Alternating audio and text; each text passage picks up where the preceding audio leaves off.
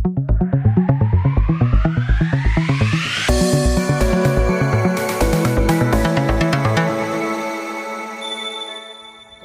वाला जो प्रॉब्लम दिया हुआ है उसने कहा है a car accelerates from rest at a constant rate 5 metre per second square for some time after which it decelerates at a constant rate 5 metre per second square and comes to rest.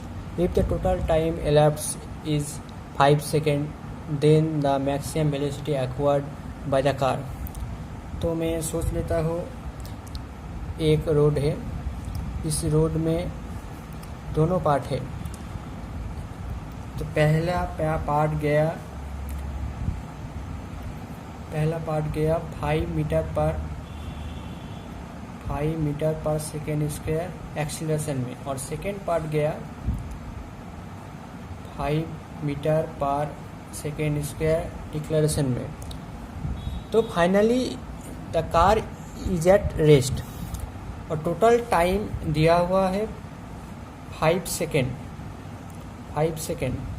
तो आपको just क्या करना है, अगर आप normal तरीके से ये प्रॉब्लम सॉल्व करने जाओगे तो बहुत ज़्यादा डिफ़िकल्ट हो जाएगा। तो इसलिए मैं मेरा इक्वेशन दे रहा हूँ, जस्ट इसमें पुट कीजिए आपका आंसर। तो अगर मैं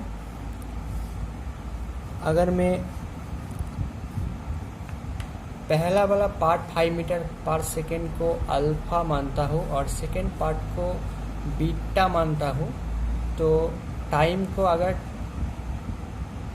टी मानता हूँ, तब मेरा इक्वेशन है maximum velocity v max equals two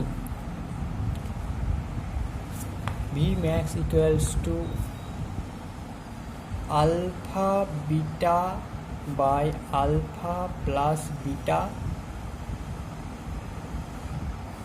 into t. इसमें पुट करने से ही आंसर निकल आएगा। तो मैं आंसर पुट कर रहा हूँ, मैं अल्फ़ा बीटा और टाइम का मैग्नीट्यूड पुट कर रहा हूँ। तो अल्फ़ा का मैग्नीट्यूड है 5 इंटू बीटा का मैग्नीट्यूड है 5 बाय 5 प्लस 5 इंटू टाइम दिया हुआ है 5 सेकेंड, तो 5 लिखता हूँ। अगर इसे कैलकुलेट करोगे तो 25 बाय 10 इंटू 5 तो 12.5 आंसर आया। तो प्रॉब्लम में आंसर दिया हुआ है, इसे देखने से मुझे लगता है आंसर सी होगा। तो आंसर है ऑप्शन सी। तो मेरे इस मेथड को आप यूज कर सकते हो आपके जेई मेन और नीट और वेरियस एंट्रेंस एग्जाम में फॉर फास्ट कैलकुलेशन। तो इस क्वेश्चन को करने में, इस प्रॉब्लम को करने में ज़्यादा से ज़्यादा 10 सेकेंड लेगा। तो जस्ट आपको इस फॉर्मूले को यूज़ करना है और कुछ नहीं।